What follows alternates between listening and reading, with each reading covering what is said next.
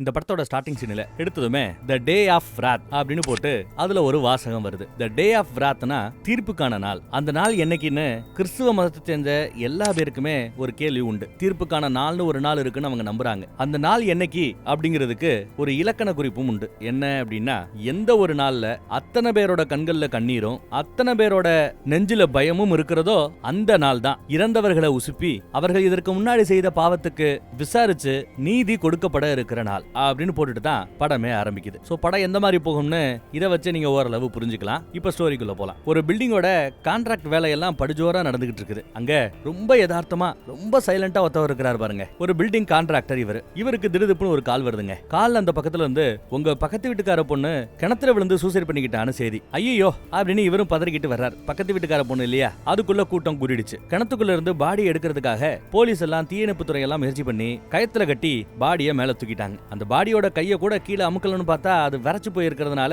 கை rubber மாதிரி முன்னாடி வந்து நிக்கும். கூட்டத்துக்கு மத்தியில ஒரு சின்ன பையன் மாதிரி ஒருத்தவர் இருக்கிறான் பாருங்க. அவன் இந்த பொண்ணோட தம்பி பாவம். அப்புறம் தான் படத்தோட பேரே போடுறாங்க, டைஸ் அரே.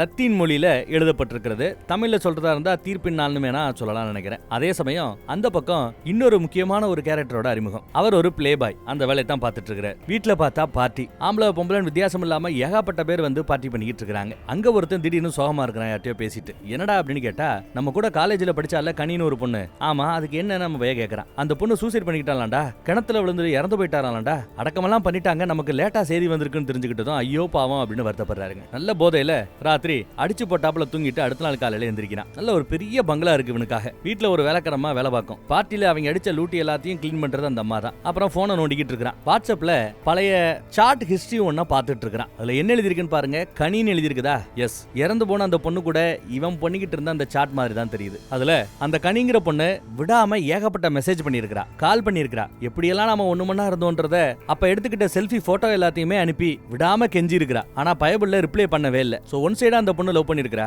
இவன் நம்ம ஜஸ்ட் ஃப்ரெண்டு தான் ஒரு ரிலேஷன்ஷிப்ல இருந்தாப்ல இவன் நினைச்சிட்டு இருந்திருக்கான். ஒருவேளை அவ சூசைட் பண்றதுக்கு காரணம் நாம ரிப்ளை பண்ணாம இருந்ததானோ, நாம அவாய்ட் பண்ணதுனாலதான் கனி சூசைட் பண்ணிக்கிட்டாலோன்னு இவனுக்கு கொஞ்சம் நினைப்பு. கனி கூட இருந்த அந்த பழைய போட்டோ எல்லாம் பார்த்துட்டு வருத்தப்படுறான் கொஞ்சம். அப்புறம் தான் ஃப்ரெண்டை கூட்டிட்டு இறந்து போன கனி வீட்டுக்கு போறாங்க. அங்கதான் நம்ம பக்கத்து வீட்டுக்கார கான்ட்ராக்டரை கவனிக்கிறாங்க. யாருப்பா நீங்க என்னன்னு அவர் விசாரிக்கிறாரு. இந்த மாதிரி கனியோட ஃப்ரெண்ட்ஸ் அறிமுகப்படுத்திக்கிறாங்க. அவன் அவங்க அப்பா ஒரு பெரிய பில்டர் போல. அவரு தான் அப்பா ஒரு பில்டர் கம்பெனியோட பேரை சொன்னதுமே, ஓ அவரா, எனக்கு தெரியுமே, என்ன கூட அவருக்கு தெரியும், அப்பாவை கேட்டதா சொல்லுப்பா அப்படின்லாம் பேசுறாரு. அப்புறம் வாங்கன்னு உள்ள கூட்டிட்டு போய் கனியோட அப்பா கிட்ட தாத்தா கிட்ட எல்லாம் பசங்களை பத்தி அறிமுகப்படுத்தி வைக்கிறார். கனியோட தம்பி இருப்பானே எங்கன்னு நம்ம ஹீரோ விசாரிப்பான். மேல இருக்கிறதா சொல்லுவாங்க. அப்புறம் வீடே உடஞ்சு போய் கிடக்கும். அங்க ஒரு அம்மா எல்லாருக்கும் காஃபி கொடுத்துட்டு இருக்கிறத கவனிக்கலாம். அந்த அம்மா இந்த வீட்டோட வேலைக்கார அம்மா பாவம். நம்ம ஹீரோ இப்போ எங்க போறாரு அப்படின்னா, பிளே பாய் எங்க போறாரு, கனியோட ரூமுக்கு போறார். சுத்தியும் முத்தியும் பார்த்துட்டு இருக்கிறார். நம்ம கனி இறந்து போனவ ஒரு கிளாசிக்கல் டான்சர், பரதநாட்டியம் ஆடக்கூடியவ போல. நிறைய விருதுகள்லாம் வாங்கியிருப்பா. அதெல்லாம் இங்க இருக்குதுங்க. அவளோட ஞாபகத்தமா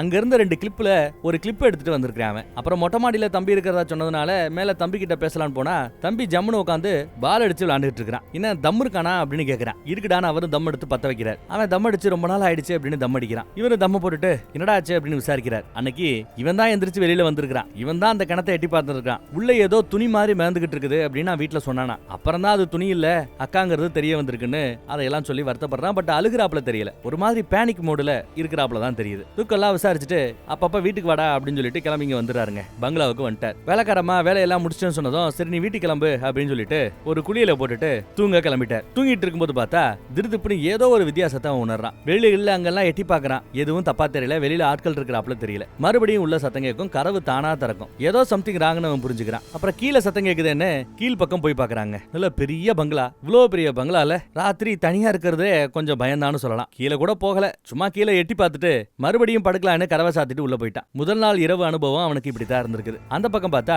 நம்ம கான்ட்ராக்டர் வீட்டெல்லாம் நல்லா கூட்டி கழுவி வீட்டை சுத்தபத்தமா வச்சிருக்கிறார். பூஜை அறையில ஏகப்பட்ட விளக்குகள், ஏகப்பட்ட ஐட்டங்கள் இருக்கிறத கவனிக்கலாம். அப்புறம் இவரோட அப்பா தாத்தாவோட போட்டோஸ் எல்லாம் இருக்குது பாருங்க. ஆட்கள் எல்லாம் பார்த்தா ஏதோ பழைய காலத்து பூசாரிங்க மாதிரி இல்ல, இந்த மாந்திரிகம் அது இதுன்னு பண்ணக்கூடிய ஆட்கள் மாதிரி தெரியல, அப்படிதான் இருக்கிறாங்க. கூட்டுற வேலையெல்லாம் இவர் எடுத்து பாக்குறாரு.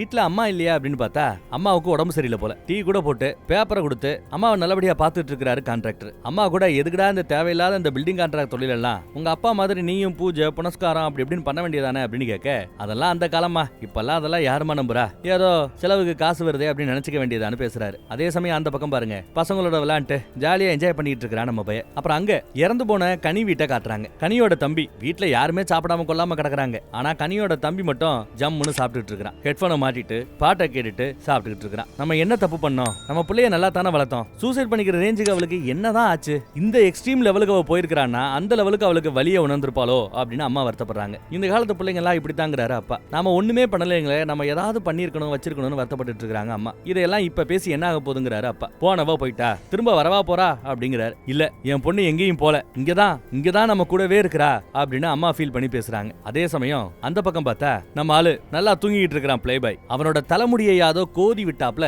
தலைமுடி லைட்டா அசையும். ஐயோ அப்படின்னு டப்புன்னு முழிக்கிறான். தலையை தடவி பாக்குறான். கதவை பூட்டிட்டு தான் இவன் படுத்தான். இப்ப பார்த்தா கதவு ஃபுல்லா திறந்திருக்குது. கட்டிலுக்குள்ள இருந்து யாரோ எந்திரிக்கிறாப்ல புஃப்னு ஏறுது பாருங்க அந்த போர்வை. அதை பார்த்துட்டு லைட்டா நம்ம பய ஜர்க்காவான். அப்புறம் கதவை சாத்திட்டு காது வச்சு கேட்டு பாக்குறான். தண்ணி சொட்டுறாப்ல சத்தம் கேக்குதுங்க. அவ கிணத்துக்குள்ளதானே விழுந்து செத்து போனா. அப்ப ஒரு கால அவ ஆவியா வந்தா தண்ணி சொட்டுற சத்தம் கேட்கத்தானே செய்யும். பைபிள்ல ஒரு மாதிரி டென்ஷன் ஆகுறான். வேர்த்து கண்ணோட புருவத்துல இருந்து அப்படியே தண்ணி சொட்டுற ரேஞ்சுக்கு கவலை, வேர்வை சொட்டுற ரேஞ்சுக்கு கவலை. அதையே யோசிச்சுட்டு இருக்கான். கீழே ஹால்ல உட்காந்து டிவி பார்த்துட்டு இருக்கான். மறுபடியும் பெட்ரூமுக்கு போகலையே, போலாமா வேணாமான்னு யோசிச்சுட்டு இருக்கிறதுக்குள்ள காலையில ஆயிப்போச்சுங்க. இறந்து போன அந்த பாடி எந்திரிச்சு அப்படியே கதறாப்ல இவனுக்கு கனவு. என்னாச்சு சார் அப்படின்னு விளக்கரமாக கேட்க ஒண்ணும் இல்லைங்கிறான். பெட்ரூம்குள்ள போறதுக்கே எப்படி பயந்து பயந்து எட்டி பாக்குறான் பாருங்க. அந்த பக்கம் கனி விழுந்த அந்த கிணத்தை அவங்க வீட்டு ஆட்கள் வெல்டிங் வச்சு கம்ப்ளீட்டா லாக் பண்றாங்க, மூடுறாங்க. இனிமே அந்த கிணத்தையே அவங்க பயன்படுத்த போறதாக இல்லையா. அதை இருந்து பாத்துக்கிறது நம்ம பக்கத்து வீட்டுக்காரர் தான், கான்ட்ராக்டர் தான். இந்த பக்கம் அப்பா அமெரிக்கால இருக்கிறாரு, யூஎஸ்ல. பையனை கூப்பிட்டு இருக்கிறார். இவனும் போலாமேன்னு யோசிக்கிறவன் டிக்கெட் எல்லாம் போடுறதுக்கு இப்ப ரெடி ஆயிட்டான். பயந்து போய் புக் நோவை கிளிக் பண்ணி டிக்கெட்டும் போட்டான்னு நினைக்கிறேன். மறுபடியும் அடுத்த நாள் ராத்திரிங்க ஒரு மாதிரி வித்தியாசமா தெரியுறான். காரை ஓட்டுறான். வீட்டுக்கு வெளியில சிகரெட்டை பிடிச்சிக்கிட்டு அப்படியே வீட்டையே முறைச்சு பார்த்துட்டு இருக்கான். அப்புறம் சரி சாப்பிடலாமேன்னு கிச்சன் பக்கம் சாப்பிடறதுக்கு உட்காரான். நின்னுகிட்டே சாப்பிடறாரு பாருங்க பைபிள்ல. அப்புறம் கிச்சன்ல வேலை பார்த்துட்டு இருக்கும்போது டப்புன்னு மூடி ஒண்ணு தெரிச்சு தனியா வந்து விழும். மெதுவா திரும்பி பார்ப்பான். மூடி டப்பால மூடி இருந்த மூடி எப்படி தானா வெளியில வந்து விழுகுது. திடீர்னு யாரோ அவனோட தலைமுடிய கோதி விடுறாப்ல தோணுது. ஒரு தொடுதல் உணர்வை அவன் உணர்றான். தட்டி தட்டி விடுவான். இவ்வளவு நேரம் ஈஸியா ஹேண்டில் பண்ணிக்கிட்டு இருந்த இடத்துல திடீர்னு ஏதோ ரஃபா ஹேண்டில் இப்ப நடக்குது. தரன்னு இவனை பிடிச்சி இழுத்துட்டு போறது, அவன் கழுத்தை போட்டு நெரிக்கிறது. அவன் முடியலன்னு திணறிக்கிட்டு இருக்கிறான் பாவம். தடுக்க முயற்சி பண்ணி கைய குறுக்கால விட கைய கடிச்சு வச்சிருது. ஏதோ ஒரு ஆவி கடிச்சு வச்சிருச்சு. ஐயோ அப்படின்னு வழியில துடிக்குமா. ஓங்கி எத்துனதுல பின்னாடி செவத்துல போய் முட்டுறான். அந்த நிலைமையிலையும் படிக்கட்டு ஏறதுக்கு நம்ம பயம் முயற்சி பண்றான். அப்பையும் விடலையே. தரன்னு இழுத்து தரையில இழுத்து போட்டுருது. அப்ப வேற அவனுக்கு வாயில நுரதள்ளி அப்படியே மயங்கிட்டான். அப்ப பாருங்க மயங்குற அந்த நொடி அவனோட தலைமுடி மட்டும் யாரோ ஒருவரால கோதி விடப்படுறத நீங்க கவனிக்கலாம். அழகா தலைமுடி மட்டும் அமிங்கி எந்திரிக்கும். கனவுல ஒரு பொண்ணு கிணத்துக்குள்ள மிதக்கிறாப்ல இவனுக்கு நினைப்பு.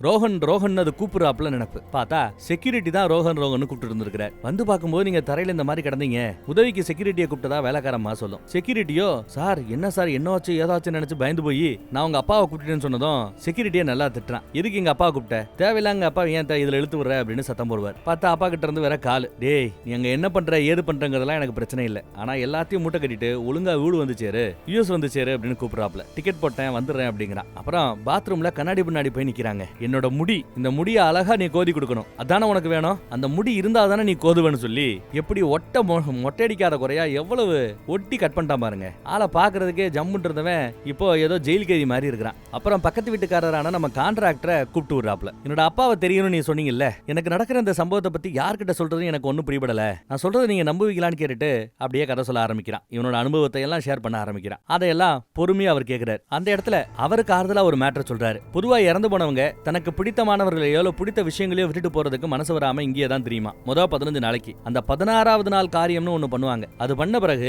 ஆவிகள் அதுகளோட லோகத்துக்கு போயிடும். சோ அந்த 16 நாள் வரைக்கும் நீங்க ஜாக்கிரதையா இருங்க.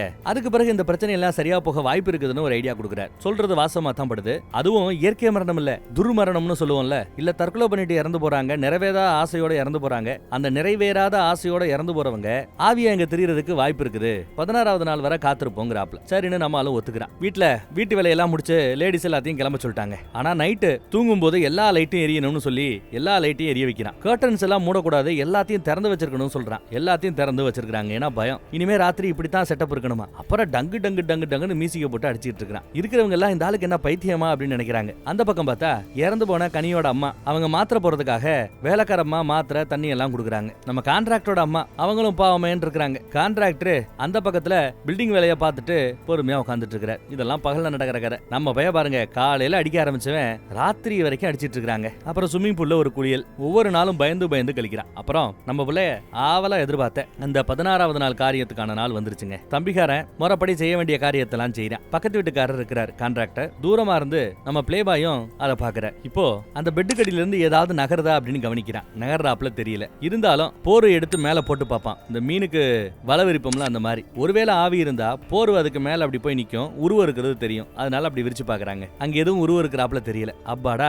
எல்லாம் சரியாயிடுச்சுடானே அப்படியே போத்துன்னு விழுந்து தூங்குறான் பாருங்க. அப்புறம் அந்த தம்பிகாரன் வரான். தன் நண்பர்கள் எல்லாத்தையும் அறிமுகப்படுத்தி வைக்கிறார். அவர் என்னன்னா பார்ட்டி நடக்குதா அப்படின்னு கேட்க, இல்லடா சும்மா நண்பர்கள் 4 பேர் அவ்வளவுதான்டா, வாடா அப்படின்னு கூட்டு போற. என்னடா வேணும், விஸ்கி பீர் ஏதாவது சாப்பிட்றேன்னு கேட்க, எதுவா இருந்தாலும் கொடுங்கண்ணே அப்படின்னு கேட்கறான் அவன். சரின்னு விஸ்கி ஊத்தி கொடுக்குறார். வீடு சூப்பரா இருக்கு அப்படின்னு பார்த்து நல்லா இருக்கு அதெல்லாம் சொல்லிட்டு இருக்கிறான். சரக்கு அடிச்சாச்சு. அடுத்து சிகரெட்டுன்னு கேட்டு சிகரெட் அடிச்சுக்கிறான். இல்ல புதிய இடத்துக்கு வந்தேன்னா பழசெல்லாம் நீ விடுவ மறப்பேன்னு ஒரு நம்பிக்கைங்கிறாரு அவர். அதுக்கு தான் கூப்பிட்டதா சொல்றாரு நம்ம ஹீரோ. காலேஜ் முடிச்சிட்டான்னு கேட்க, முடிச்சிட்டதா சொல்றான் தம்பிகாரன். அடுத்து என்னடா பிளான் கேட்டா, அடுத்து என்ன வேலை செய்யணும், வேலை தேடிக்கிட்டு இருக்கிறதா சொல்றான் தம்பி. சரி ஏதாவது தேவைன்னா என்ன கூப்பிடு, என்ன தயங்காத என்ன அப்படின்னு கேட்கறாப்ல. ஓகே ஓகே ஒன்னும் பிரச்சனை இல்ல, நான் கிளம்புறேன்னு சொல்லும்போது இல்ல ஒரு நிமிஷம் நான் உனக்கு கொஞ்சம் பணம் அனுப்புறேன் அப்படின்னு பணத்தை அனுப்ப பாக்குறாரு. இல்ல எனக்கு வேணான்னு சொல்லும்போது கேட்க மாட்டேங்கிறான். அட இருடா நான் அனுப்புறேன்டா அப்படின்னு ஜிபே பண்ண போக, இல்ல என்ன பார்த்தா உனக்கு என்ன பிச்சை எடுக்கிற மாதிரி தெரியுதான்னு கேட்கறாப்ல. இது ரொம்ப அவமானமா எடுத்துக்கிட்டான். ஏய் ஏதோ ஹெல்ப் பண்ணலாம் தான்டா சொன்னேன், வேணானா விடு, எதுக்கு இந்த மாதிரி ஆக்ரோஷமாறன்னு கேட்க, இல்ல எனக்கு புரியல, காலையில எந்திரிச்சில இருந்து பார்த்தா இலை வீடு மாதிரி எல்லாம் அப்படி இப்படின்னே தெரியுறாங்க, உட்காருங்கிறாங்க, சாப்பிடுங்கிறாங்க, தூங்குங்கிறாங்க, சிரிக்காதங்கிறாங்க, அழுங்கிறாங்க, என்னதான் இவங்களுக்கு பிரச்சனை? அவ தண்ணியில விழுந்து செத்து போனதுக்கு நான் என்ன பண்ண முடியும் அப்படின்னு கோவப்படுறான். இல்ல வந்ததே என் தப்பு, நான் வந்திருக்க கூடாது அப்படிங்கிறான். டேய் பொறுமையாடுறா ஒன்னும் பிரச்சனை இல்லடா, கொஞ்சம் காம் டவுன்டாங்கிறாப்ல. கைய பிடிக்கிறாப்ல. நான் கைய விடுங்கிறான். சரி நான் கைய விடுறேன், நீ கொஞ்சம் பொறுமையாரு அப்படின்னு பொறுமையா இருக்க வைக்க பாக்குற. இவ்வளவு நேரம் அப்படி எப்படின்னு பேசினவன் இப்போ லைட்டா அழுக ஆரம்பிக்கிறான். இவனுக்கு என்ன பண்ணணும்னு தெரியல. நம்ம பிளே பாய்க்கு ஆறுதலா கைய வச்சா கூட கைய தட்டி விடுறான். ஐயே இவனை கூப்பிட்டு பெரிய தப்பு பண்ணிட்டோம்னு கூட நம்ம பிளே பாய்க்கு தோணுதுங்க. சரி சரக்கு ஊத்தி கொடுப்போம், மறுபடியும் சரக்க ஊத்தி கொடுக்குறான். அப்படி சரக்க ஊத்திக்கிட்டு இருக்கும் போதே திடுதிப்புன்னு பார்த்தா சலங்க சத்தம் கேக்குது. அப்படியே ஸ்டன் ஆகி நிக்கிறான். ஏன்னா பரதநாட்டியம் ஆடுறவ யாரு, இறந்து போன அந்த அக்காகாரி கனி. இப்ப சலங்க ஓசை கேக்குது. பரதநாட்டியம் ஆடியும் போது சலங்கையை கட்டிக்கிட்டு தான் ஆடுவாங்க. என்னடா அது அப்படின்னு யோசிக்கிறதுக்குள்ள தம்பிகாரனோட முதுகு பக்கத்துல இருந்து அப்படியே சட்டையை யாரோ பிடிச்சி இழுக்கிறாப்ல தோணும். அவனும் லைட்டா திரும்பி பார்ப்பான். பட் அதுக்குள்ள டூ லேட். விக்குன்னு பிடிச்சி இழுத்ததுல பையன் அப்படியே தலைகீழா பின்னாடி வில போயிருப்பான். அப்போ அவனை காப்பாத்துறதுக்காக காலை நம்ம பைய பிடிக்கிறான். ஆனா போன போர்ஸுக்கு பின்னந்தல சவத்துல ஒரு இடி. அந்த போர்ஸ்ல இவன் விட்டுருவான், வேற வழி இல்ல விட்டுருவான். அப்போ மூஞ்சில ஒரு இடி, அந்த ஸ்லாப்ல அடிச்சு மூஞ்சில பல்லெல்லாம் பேந்துரும். அடுத்து கீழே விழும்போது காலு 2 நொறுங்கி போச்சு, உடஞ்சிருச்சு. இவ்வளவு கோரமா அடி வாங்கணுமா?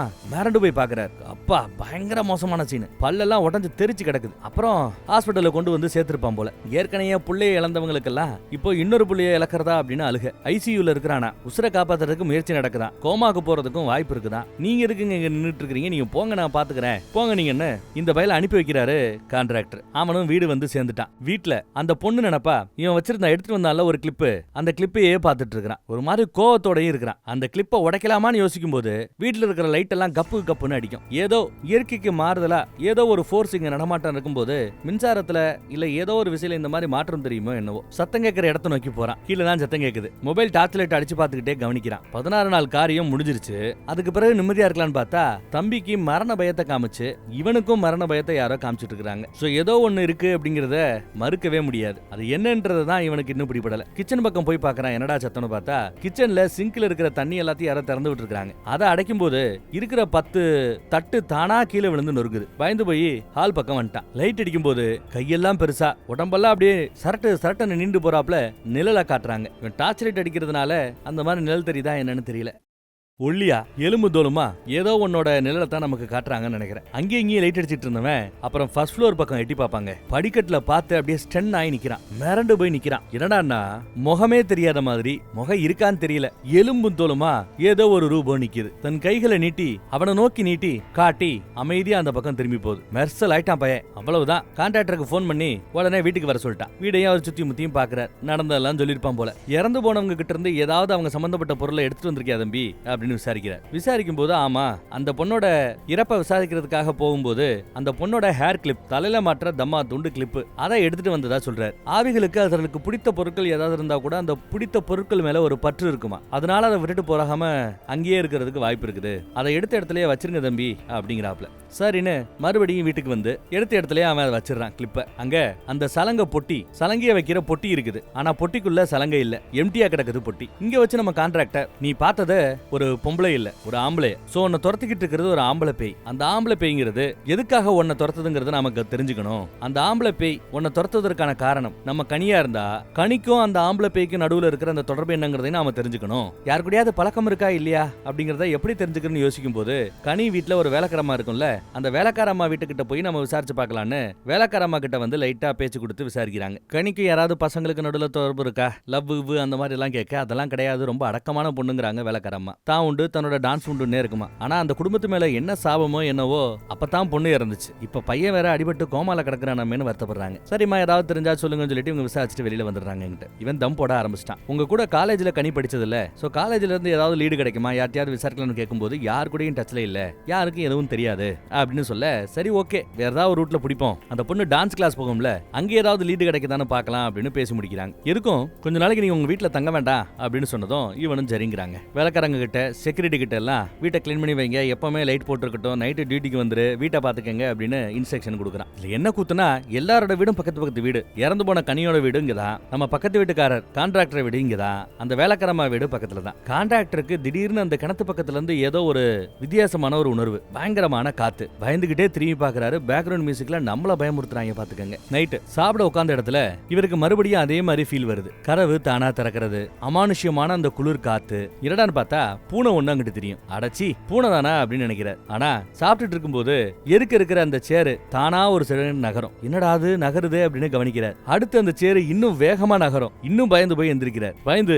பூஜை பக்கம் ஓடி போறார். பூஜை ரூம் பக்கம். ரொம்ப காலமா பூஜை அறையில அவர் விளக்கே ஏத்துனது இல்ல. இன்னைக்கு தான் பயந்து போய் பூஜை அறைக்கு போனவர் விளக்கு ஏத்துறார். ஏத்த முயற்சி பண்றார். அதுக்குள்ள பின்னாடி மறுபடியும் ஏதோ ஒரு உணர்வு. கண்ணு பின்னாடி பாத்துக்கிட்டே இருந்தாலும் கை வேலை பார்த்துக்கிட்டே இருக்குது தீபத்தை ஏத்துறதுக்கு. ரொம்ப நாட்களாக பூஜை அறையில ஏத்தாத அந்த தீப ஒளி இப்ப பூஜை அறைய நிறைக்குது. பூஜை அறைக்கும் அந்த பக்கம் ஹாலுக்கும் நடுவுல அந்த சுவத்துல லைட்டா அந்த கேப் இருக்கும்ல, அந்த கேப்ல யாரோ கீழே தரையில இருந்து அப்படியே ஒரு 5 அடி 6 அடி உயரத்துக்கு நின்னு உள்ளேயே வேவு பார்த்தா எப்படி இருக்கும் அந்த மாதிரி அந்த ஒளி மறைறத நீங்க கவனிக்கலாம். இப்போ ஒரு ஆத்மா இங்க விரட்டிக்கிட்டு இங்க வரைக்கும் வந்திருக்குது, இவரை பயமுடுத்துதுன்னு தெரியுது. டப்புன்னு அங்க இருந்து அது கடந்தும் போயிடுது. இவருக்கு இப்ப அம்மாவுக்கு என்னாச்சு ஏதாச்சுன்னு பாக்கணும்னு ஒரு கவலையும் இருக்கு. அம்மா ரூம் வரைக்கும் போகணும். நடுவுல பேய் இருக்கா இல்லையாங்கிறத எப்படி தெரிஞ்சுக்கிறது? பேய்களுக்கும் உப்புக்கும் ஆகாதுன்னு சொல்லுவாங்க. அதனால கிச்சன் பக்கம் போய் உப்பை எடுத்துட்டு வந்து அந்த உப்பை அம்மா ரூம் வரைக்கும் போறதுக்கான இடத்துல ஃபுல்லா தெரிச்சு விடுறாரு. அது எங்கேயாவது இருக்கான்னு எல்லா இடத்துலயும் தெளிச்சு பாக்குறாரு. அவரோட உடம்பு மேலையும் உப்பை போட்டுக்கிறார். எதுவும் அமானுஷமா எதுவும் தெரியலங்க. அப்புறம் அம்மாவோட ரூமுக்கு ஓடி போய் அம்மா ஊசி பார்த்தா அம்மா நல்லா தான் இருக்காங்க, அம்மாவுக்கு ஒண்ணும் இல்ல. அப்புறம் தான் அவருக்கு நிம்மதியாவே இருக்குது. அப்புறம் ஹாஸ்பிட்டல்ல பார்த்தா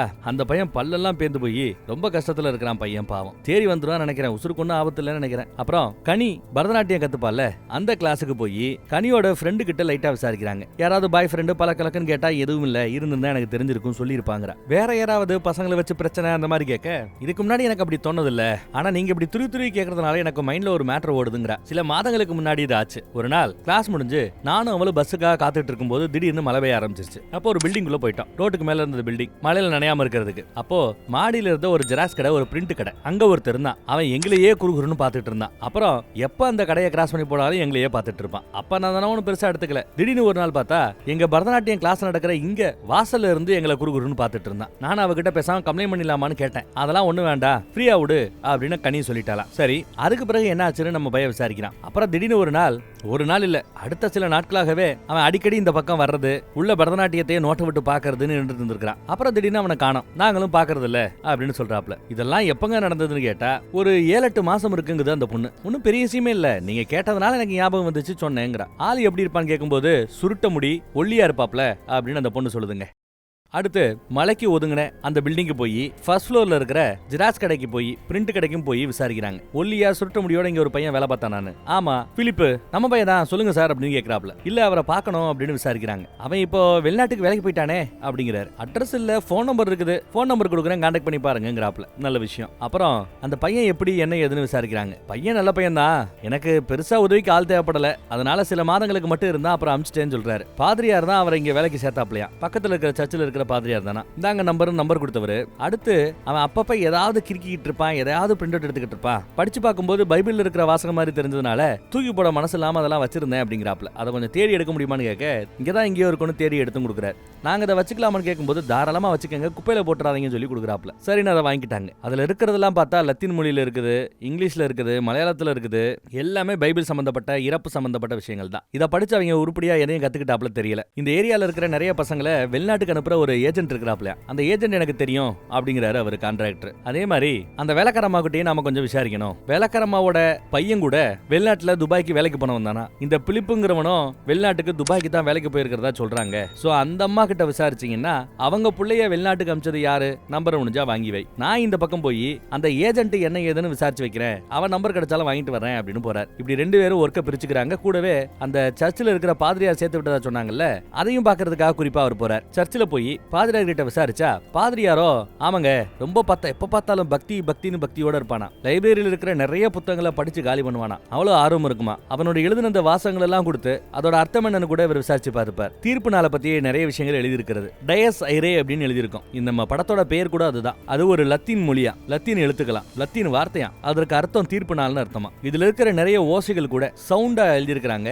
அதுவும் அது ரொம்ப ரிலேட்டிவானது தான். மேபி இன்டர்நெட்ல இருந்து பிரிண்ட் அவுட் எடுத்திருக்கலாம், இல்ல அந்த பிலிப்பு பையில கூட எழுதியிருக்கலாம். ஏன்னா அவன் எழுதுற பைய தான் அப்படிங்கிறாப்ல. பிலிப்போட போட்டோ இருந்தா காட்ட முடியுமா அப்படின்னு கேட்க, இதுக்கு முன்னாடி இங்க சர்ச்சில் நடந்த விசேஷத்துல அவன் பாட்டு பாடி இருக்கிறான் போல, அதுல அவன் போட்டோ இருக்க வாய்ப்பு இருக்குன்னு போட்டோவை தேட ஆரம்பிக்கிறார். இதோ கடைசியில ரெண்டாவதா இருக்கிறான் பாரு, இவன் தான் அப்படின்னு அவர் காட்டுவார். அதே சமயம் இந்த பக்கம் வேலைக்காரம்மா வீட்டுக்கு இவன் தேடி வரான், கதவை தட்டுறான். வேலைக்காரம்மா திறக்கிறாங்க. உங்க பிள்ளைய வெளிநாட்டுக்கு அமுச்சு வச்சு அந்த ஏஜென்ட் சம்பந்த டீடைலோ, இங்க உங்க பிள்ளையோட நம்பர் ஏதாவது கொடுத்தா கிடைக்க அவசியம் இருக்குன்னு கேட்கறான். என் பிள்ளையோட நம்பர் இல்ல, ஏன்னா நான் கால் பண்றது இல்ல, வேற நம்பர்ல இருந்து என் புள்ள கூப்பிடுவாப்ல அப்படிங்கிறாங்க வேலைக்காரம்மா. சரி புள்ள நம்பர் இல்லைன்னா பரவாயில்ல, அமிச்ச ஏஜென்ட் நம்பர் கொடுங்க அப்படின்னு கேட்க, ஏஜென்ட் நம்பரா எங்கேயாவது எழுதி வச்சிருப்பேன், நான் தேடணும் தம்பி அப்படின்னு சொல்லிட்டு உள்ள போறாங்க. சரி நீ இவனும் காத்துட்டு இருக்கிறான். அதே சமயம் அந்த பக்கம் போட்டோவை பார்த்தவர் பயங்கரமா அதிர்ந்து போறார். போட்டோவில் இருக்கிற ஆளை நீங்க கவனிங்க. இங்க நம்ம பையலும் எதையோ ஒன்ன பார்த்து அதிர்ந்து போறான். என்னன்னா இங்க கூட நம்ம பைய உங்க புள்ள மனோவோட நம்பர் கிடைக்குமா அப்படின்னு தான் கேட்டு வந்தார். அப்புறம் மனோவை வெளிநாட்டுக்கு அமிச்ச ஏஜென்ட்டோட நம்பர் கிடைக்குமான்னு கேட்டு வந்தார். ஆனா இங்க இருக்கிற போட்டோஸ் எல்லாம் பாருங்க,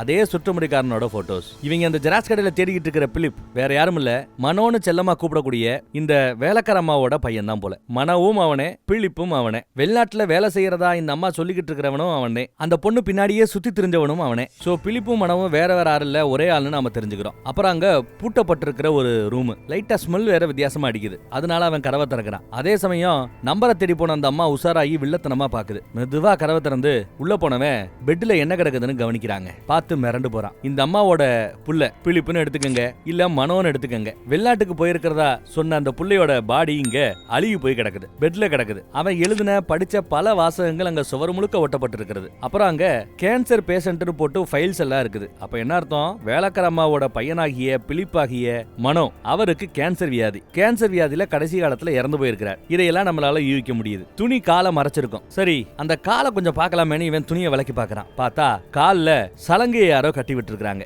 அதுவும் இறந்து போன கனியோட வீட்டுல சலங்க பொட்டிக்குள்ள இருக்க வேண்டிய சலங்க இங்க இந்த பிலிப்போட கால்ல கட்டப்பட்டிருக்கிறது. அப்புறம் இறந்து போன கனியோட போட்டோ, அவ போடுற பாசி, மாலை, வளையல், லொட்டு லொசுக்குன்னு பல ஐட்டங்கள் இங்க இருக்குது. அதையெல்லாம் பார்த்துட்டு இருக்க கட்டை எடுத்து பின்னாடி நங்குன்னு ஒரு போடு. யாரு, வேலைக்காரமா தான். ஆளு மட்டை ஆயிட்டான். இவரு கால் பண்ணா போன் எடுக்கவே இல்ல. சம்திங் ராங்னு புரிஞ்சுக்கிட்டு கான்ட்ராக்டர் தேடி இங்க வீட்டுக்கே வந்துட்டாப்ல. இங்க பார்த்தா பயங்கரமா சோஸ்திரம் அது இதுன்னு ஜெபிச்சுக்கிட்டே இருக்குது அந்த அம்மா. தான் புள்ள இங்க இருந்து தன்னை விட்டு போயிடக்கூடாதுங்கிறதுக்காக விடாது ஜெபிச்சுக்கிட்டு இருக்குது. நம்ம பையன் என்ன சாகல, இருமிக்கிட்டு உயிரோட தான் இருக்கிறான். என் புள்ளைய தேடி யாராவது வருவாங்கன்னு எதிர்பார்த்தேன், ஆனா நீங்க வருவீங்க நான் எதிர்பார்க்கலங்குது அந்த அம்மா. என் புள்ள கேன்சர்ல சாகிறதுக்கு முன்னாடி அவனுக்கு இருந்தது ஒரே ஒரு ஆசை தானா, செத்த பிறகும் கூட தன்னோட குணாதிசயம் மாறிடக்கூடாது அப்படிங்கறதுல ரொம்ப குறிப்பா இருந்தானா. அதனாலேயே அது சம்பந்தமா நிறைய விஷயங்களை படிப்பானா, ப்ரே பண்ணுவானா. அப்புறம் இந்த ஜன்னல் வழியா பக்கத்து வீட்டுல இருக்கிற நம்ம கனிய இறந்து போன அந்த பொண்ணு அப்படியே நோட்டை விட்டுக்கிட்டே இருப்பானா. அதுதான் அவனுக்கு பிடிக்குமா. எனக்கு நல்லா ஞாபகம் இருக்குது, மூச்சு விட கஷ்டப்படும் போது, உடம்பு இழைக்கும் போது, நெஞ்சு தழும்பும் போதெல்லாம் அவனுக்கு ரொம்ப வருத்தம் இருக்குமா. அவன் ஒன் சைடா அந்த கனிங்கிற பொண்ணை லவ் பண்ணியிருக்கிறான். கனியோட முகம் மறந்து போறாப்ல அவன் ஃபீல் பண்றதா வருத்தப்படுறதா சொல்லியிருப்பான் போல அம்மா கிட்ட. அதனால அவளோட ரூம்ல அவளோட போட்டோ கிடந்திருக்குது. அதை எடுத்துட்டு வந்து தான் புள்ள கிட்ட கொடுத்தாங்களாம். அவன் ரொம்ப சந்தோஷப்பட்டானா. அப்புறம் ஒண்ணா அவ யூஸ் பண்ற பஸ் டிக்கெட்டு, அவளோட செயின், அவளோட வளையல், தோடு, என்னதான் இருந்தாலும் அவ சம்பந்தப்பட்ட எதுவா இருந்தாலும் சரி அதை தான் புள்ள கிட்ட கொண்டு வந்து கொடுத்துருவாங்களா. கிடக்குதான். இப்போ இந்த ரூம் முழுக்க அந்த பொண்ணோட பொருட்களா நிறைஞ்சு போய் கிடக்கிறதா அந்த அம்மா சொல்லுது. அவ வச்சிருந்த எல்லாமே இப்போ என் பிள்ளைக்கு சொந்தம் அப்படின்னு சொல்றாங்க. அப்போ இவன் அன்னைக்கு 2 கிளிப்ல ஒரு கிளிப் எடுத்துட்டு போனான்ல, அது கூட நம்ம கனிக்கு எவ்வளவு சொந்தமோ எவ்வளவு உரிமை கொள்ளக்கூடிய லெவலுக்கு இருக்குதோ அதே மாதிரி இவனுக்கும் அந்த பொண்ணோட எல்லா பொருட்கள் மேல ஆர்வம், வெறினே சொல்லலாம். அதுல ஒரு பொருளை அந்த ஒரு கிளிப்பை இவன் வீட்டுக்கு எடுத்துட்டு போயிருக்கான். அது நம்ம பிலிப்பை கோவப்படுத்தி இருக்குன்னு நினைக்கிறேன். அப்புறம் இன்னும் கதை இந்த அம்மா சொல்லுது, தான் புள்ள பிலிப்பு சாகர திருவாயில இருக்கும்போது அந்த பொண்ணோட சலங்கியை திருடிட்டு வந்து சாகும்போது காலில் கட்டி விட்டுட்டாங்க. என் புள்ள முகத்துல அம்புட்டு சந்தோஷம். அந்த சந்தோஷம் தான் என் புள்ளைய இன்னும் இங்க வச்சிருக்குது. ஆனா அந்த கனி பொண்ண இவன் தூரமா இருந்து பாத்துக்கிட்டு இருந்தானே தவிர அந்த பொண்ணுகிட்ட இவன் ஒரு தடவை கூட பேசினது கிடையாதான். ஒரு தடவை கூட நான் காதலிக்கிறேன்னு சொன்னது கிடையாதான் அப்படின்னு சொல்லி அழுகுறாங்க. கனி விஷயத்துக்கு பொறுத்தளவுல எதையுமே இவன் விட்டு கொடுக்கறவன் கிடையாதான். அவ்வளவு ஈஸியா விட்டு கொடுக்க மாட்டான். அவளை யாராவது கஷ்டப்படுத்துறாங்கன்னா அதை இவனால தாங்கிக்கவே முடியாதான். இப்படி சொல்லிட்டு பைபிள் இருக்கிறதோ வாசகத்தை பேச ஆரம்பிச்சிட்டாங்க. சாகிறதுக்கு முன்னாடியே நான் இந்த இடத்த விட்டு போக மாட்டேன்னு தான் அம்மா கிட்ட சொல்லியிருக்கிறான். இறப்புங்கிறது ஒரு ஆரம்பம் தானு சொல்லியிருப்பார் போல. அந்த மேல அந்த வாசகத்தின் மேல நம்பிக்கையை வர வைக்கிறது அவனுக்கு நம்பிக்கை இருந்திருக்குது. அம்மாவுக்கு அந்த நம்பிக்கையை ஊட்டுற விதத்துல பல விஷயங்களை பேசியிருக்கிறான் அப்பவே சாகிறதுக்கு முன்னாடி. அது சம்பந்தமான வாசகங்கள் மந்திரங்கள்னு எல்லாத்தையுமே ஃபுல்லா எழுதி ஒட்டி இருக்கிறான். அவன் சொன்னது இப்ப நடந்துருச்சு. என் பிள்ளை என்னை விட்டு போகல, இங்கதான் இருக்கிறான். அந்த கடவுளே கூப்பிட்டா கூட என் பிள்ளைய நான் விட்டு கொடுக்க மாட்டேன், உங்களுக்காக நான் விட்டு கொடுப்பனா அப்படின்னு கேட்கறாங்க. சோ டெட் பாடியை எரிக்காம வச்சிருக்கிற காரணம் தான் புள்ள கூடவே இருக்கணுங்கிற அந்த நல்ல எண்ணம் தான் இந்த அம்மாவுக்கு. அது நல்ல எண்ணமா கெட்ட எண்ணமானு எண்ணத்தை சொல்றது. இந்த பக்கம் வந்து பார்த்தா பிளே பாய் ஓடிட்டு வந்த கார் அங்க நிக்குது. அப்போ வேலைக்காரி வீட்டுல தான் இருக்கிறான், ஆளு இன்னும் வெளியில போலன்னு தெரியுது. போனு கால் பண்ணா எடுக்கவே இல்ல. என்னடான்னு பார்த்தா அவனை புதைக்கிறதுக்காக குழி தோண்டிக்கிட்டு அந்த குழிலேயே அந்த போனை போட்டு நொறுக்கி தள்ளிக்கிட்டு இருக்குது அந்த அம்மா. ஐயோ ஆளா காணோம்னு இவங்க உள்ள போய் தேடி பாக்குறாரு. பார்த்தா மயங்கி கிடக்குறான். உசுர் இருக்குது. உசுப்பி பாட்டதும் எந்திரிச்சிராப்ல. சத்தம் போடாம எந்திரிப்பானு எந்திரிக்க வைக்கிறார். அங்கதான் இறந்து போய் கிடக்கிற அந்த பாடியையும் கவனிக்கிறார். பிலிப்போட பாடி. பிலிப்பும் மனோங்கிறது ஒண்ணு அந்த பொண்ணோட சலங்கையை கொண்டு வந்து காலில் கட்டி விட்டு இருக்காங்க இறக்குற தருவாயில.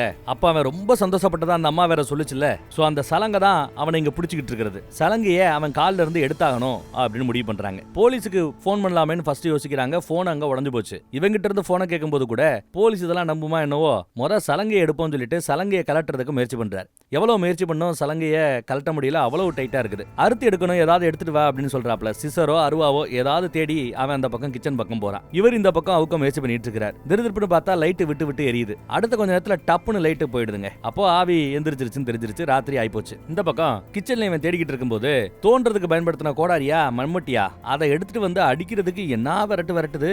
பயபுள்ள எஸ்கேப் ஆயிட்டே இருக்கிறான். ஒரு வயசான அம்மா அடிக்கிறாப்ல இல்ல, ஒவ்வொரு ஓங்கி அடிக்க முயற்சி பண்ணும் போதும் மரண அடி அடிக்கிற ரேஞ்சுக்கு அடிக்க முயற்சி பண்றாங்க. அவனு எஸ்கேப் ஆயிட்டே இருக்கிறான். ஒரு கட்டத்துல அதை புடுங்கிக்கிட்டு பின்னாடி முட்டிட்டு கொண்டு போய் விழுவான். விடலையே கையில கிடைக்கிறதெல்லாம் எடுத்து அடி, ஷோல்டர்ல அடி வாங்குறான். சட்டியை வச்சு அடி வாங்குறான். அப்புறம் இந்த அம்மியா பூண்டெல்லாம் நசுக்கிறதுக்கு யூஸ் பண்ணுவாங்கல்ல ஒரு கல்லு மாதிரி, அதை எடுத்து இவன் கையை பிடிச்சி வச்சு கையை நசுக்கிறதுக்கு என்ன முயற்சி பண்ணுது பாருங்க. சமையல்ல என்னெல்லாம் லேடிஸ் பண்ணுவாங்களோ அதையெல்லாம் ஆயுதமா பயன்படுத்த ஆரம்பிச்சிருச்சு அந்த அம்மா. இந்த பக்கம் பார்த்தா திடீர்னு ஏதோ முனங்கல் சத்தம், ஆவி வந்துருச்சுங்கிறத நல்லா புரிஞ்சுக்க முடியுது. அவரு பயப்படுறாரு. கதவு வேற டப்புன்னு டால்பா போடப்படுது, மூடுது. ஆவிதான் மூடுது போல. உள்ள மாட்டிக்கிறாரு. இவன் கதவை தட்டுறான், திறக்க முடியல. அந்த அம்மாவை பிடிச்சி ஒரு கட்டத்துல நல்லா தள்ளி விட்டுருப்பான் போல.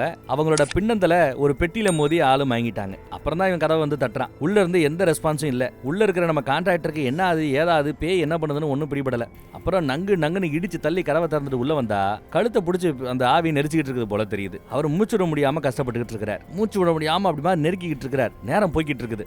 இவன் கிச்சன்ல இருந்து அருவா எடுத்து வந்திருப்பான். அந்த சலங்கையை அறுக்கிறதுக்கு முயற்சி பண்றான், அறுக்க முடியல. நேரம் வேற ஆயிட்டு இருக்கு. என்னடா பண்றேன்னு யோசிக்கிறவன் டப்புன்னு அருவா எடுத்து காலை சதக்குன்னு விறகு வெட்டுறாப்புல வெட்டி கால் ரெண்டையும் துண்டாக்கிடுறான். அப்புறம் சலங்கையோட அதை எடுத்துக்கொண்டு போய் அங்க எரியிற அடுப்புல வீசி அங்கிருந்த மண்ணெண்ணெய் எடுத்து ஃபுல்லா ஊத்தி விட்டாங்க. பை த டைம் அந்த அம்மா முழிச்சிருச்சு. எல்லாம் முடிஞ்சு போச்சு. ஏன்னா வெட்டியே எடுத்துட்டு வந்தாச்சு. பையனும் இங்க இருக்க மாட்டானேன்னு ஒரே அழுக. அதே மாதிரி உள்ள ஊத்தி எரிச்சதும் ஒரு ஃபோர்ஸ் அந்த கிச்சனை அப்படி வேகமா அங்க இருந்து மூவ் ஆகி ஓடு மேல இருக்கிற ஓட்டை உடைச்சுக்கிட்டு வானத்தை நோக்கி போகும். அப்போ ஆவி போயிடுச்சுங்கிறது நம்ம புரிஞ்சுக்க முடியுது. பிலிப்போட ஆவி போயிடுச்சு. அப்பாடான்னு இவங்களுக்கு நிம்மதியா இருக்குது. அந்த பக்கம் போய் பார்த்தா இப்ப கழுத்தை பிடிக்கிறதுக்கு யாரும் இல்ல. கான்ட்ராக்டர் நல்லா தான் இருக்கிறார். அவரை உசுப்பி வெளியில கூட்டு வர போறதுக்குள்ள நெருப்பு வீடு முழுக்க பத்திக்க ஆரம்பிச்சிருச்சு. மீதி இருக்கிற பாடி மேலையும் அந்த நெருப்பு விழுகுதுங்க. இவரை ஒரு வழியா சேஃபா வெளியில கூட்டு வந்து உட்கார வச்சாச்சு. அந்த அம்மா தான் பிள்ளையோட பாடி பக்கத்துல உட்காந்து அழுதுட்டு இருக்குது. இவன் வெளியில இருக்கிறான். என்ன நினைச்சான்னு தெரியல. டப்புன்னு உள்ள போய் தன்னவே கொல்ல நினைச்ச அந்த அம்மாவை கை கொடுத்து தூக்கி விடுறான். ஏன்னா புள்ள பாசத்துல பண்ணிட்டாங்க, அதை தவிர வேற நோக்கம் இல்லைன்னு புரிஞ்சுக்கிட்டு வாங்கம்மா வெளியில போலான்னு கூப்பிடுறான். அவங்களும் அதை புரிஞ்சுக்கிட்டு கையை கொடுக்குறாங்க. நல்ல விஷயம். அப்படியே அவங்களையும் வெளியில கூட்டு வந்த பிறகு மொத்த வீடும் பத்தி எரியுது. எல்லாம் முடிஞ்சிருச்சுங்க. அடுத்து பார்த்தா வழக்கம் போல பில்டிங் வேலையை பார்க்க ஆரம்பிச்சிட்டார். அங்க தாடிக்கார ஒருத்தன் அவரை தேடி வர்றான். வாங்க உட்காருங்கன்னு உட்கார சொல்லி விசாரிக்கிறார். விசாரிச்சா இவரு ஒரு பழைய வீடு ஒண்ணு, ஒரு அம்மா ஒரு பையன் இருந்த வீடா. அந்த வீடு இப்ப யாரும் இல்ல. ஆனா அந்த வீட்டுல ஏதோ இருக்குது, நடமாட்டம் இருக்குதுன்னு சொல்லிட்டு யாருமே அந்த வீட்டு பக்கம் வரமாட்டேங்கிறாங்க. நீங்க அந்த வீட்டை வந்து பாத்துட்டு போனா கொஞ்சம் நல்லா இருக்குன்னு விசாரிக்கிறாப்ல. கதை எங்க போகுதுன்னு தெரியுதுல்ல. இப்ப நாம பாக்குற இந்த படத்தோட டைரக்டர் இதுக்கு முன்னாடி ஒரு படம் பண்ணிருக்கிறார். அந்த படத்தோட பேரு பூதகலம். பூதகலமா பூதகாலமா எப்படி சொல்றதுன்னு தெரியல. அந்த படம் நான் பாத்துருக்கிறேன். ரேவதி அவங்களோட பையன் அவங்க தான் ஒரு வீட்டுல இருப்பாங்க. அந்த வீட்டுல ஒரு ஆவி ஆட்டம் போட்டுக்கிட்டு இருக்கும். அந்த வீட்டை தான் வந்து கொஞ்சம் பார்க்க முடியுமான்னு விசாரிச்சுட்டு போறான். இவரும் சரிங்க நான் வந்து பாக்குறேங்க அப்படின்னு சொல்லி வர ஞாயிற்றுக்கிழமை வரதா சொல்லிட்டு அவரை அனுப்பிச்சு வைக்கிறாப்ல. அவர் அந்த பக்கம் போக நம்ம பையன் இந்த பக்கம் வரான். ஏதோ எனக்கு பண்ண உதவிக்கெல்லாம் நன்றி, நான் இந்த மாதிரி ஊருக்கு கிளம்ப போறேன், போறதுக்கு முன்னாடி உங்களை பார்த்துட்டு ஒரு வார்த்தை சொல்லிட்டு போலாமேன்னு வந்ததா சொல்ல, ரொம்ப சந்தோஷம் தம்பி, அப்பாவை கேட்டதா சொல்லுங்க, நல்லபடியா போயிட்டு வாங்கன்னு சொல்லி அனுப்பிச்சு வச்சார். சரின்னு நம்ம பையலும் வீட்டுக்கு வந்து பொட்டி படிக்க எல்லாம் கட்டிட்டு கிளம்புறாங்க. அப்படி கிளம்பும் போது பார்த்தா மறுபடியும் வித்தியாசமா ஒரு சவுண்ட் அவன் உணர்றான். என்னடா அது அப்படின்னு யோசிச்சா இவனோட பெட்ல இவன் கொண்டு போய் வச்சுட்டு வந்தான்ல, எடுத்துட்டு வந்த கிளிப்பை திரும்ப வச்சுட்டு வந்தான்ல, அந்த கிளிப்பு அங்க கிடக்குதுங்க. எப்படா வச்சுட்டு வந்த கிளிப்பு இங்க கிடக்குது அப்படின்னு இவனுக்கு குழப்பம். அங்க அந்த பெட்ல வேற யாரோ உட்கார்ந்து இருந்தா அந்த பெட் கொஞ்சம் அமுங்கும்ல, அந்த மாதிரி பள்ளமா அமுங்கி இருக்குது. அப்ப யாரோ உட்கார்ந்துட்டு இருக்காங்களோன்னு இவனுக்கு சந்தேகம். வழக்கமா என்ன பண்ணுவான், ஒரு போர்வை எடுத்து மேல போத்தி பார்ப்பான். அந்த மாதிரி தான் இப்பயும் போத்தி பார்க்கறான். போத்தி பார்த்தா டெஃபனட்டா அங்க யாரோ உட்கார்ந்து இருக்காங்க. போர்வை அப்படி மேல போய் அழகா விழுந்து உள்ள ஒரு உருவத்தை காட்டி கொடுக்குது. ஐயோன்னு அதறிக்கிட்டு பதறிக்கிட்டு அந்த போர்வையை கொஞ்சம் கொஞ்சமா உருகுவாங்க. உருக அந்த பக்கம் அவன் என்னத்தை பாக்குறாங்கறத நமக்கு காட்டல. பார்த்து விட்டு அடங்கொக்க மக்கா அப்படின்னு சொல்ல படத்தை அந்த இடத்துல முடிச்சிட்டாங்க. அவ்வளவுதான், படம் அங்க முடிஞ்சிடுச்சு. இந்த படத்துல பல கேள்விகளை ஓப்பனாவே நீங்களே கெஸ் பண்ணிக்கங்க அப்படின்னு விட்டுட்டு போறாரு நம்ம டைரக்டர். அதுல ஒரு முக்கியமான கேள்விதான் அந்த கடைசியில நீங்க பாக்குறது. ஒரு உருவம் உட்கார்ந்துட்டு இருக்குது, போர்வை எடுத்து வீசினா முகத்தை அவன் பார்த்துட்டு கத்துறான். ஆனா நமக்கு முகத்தை காட்டவே இல்லை. யாரா இருப்பாங்க?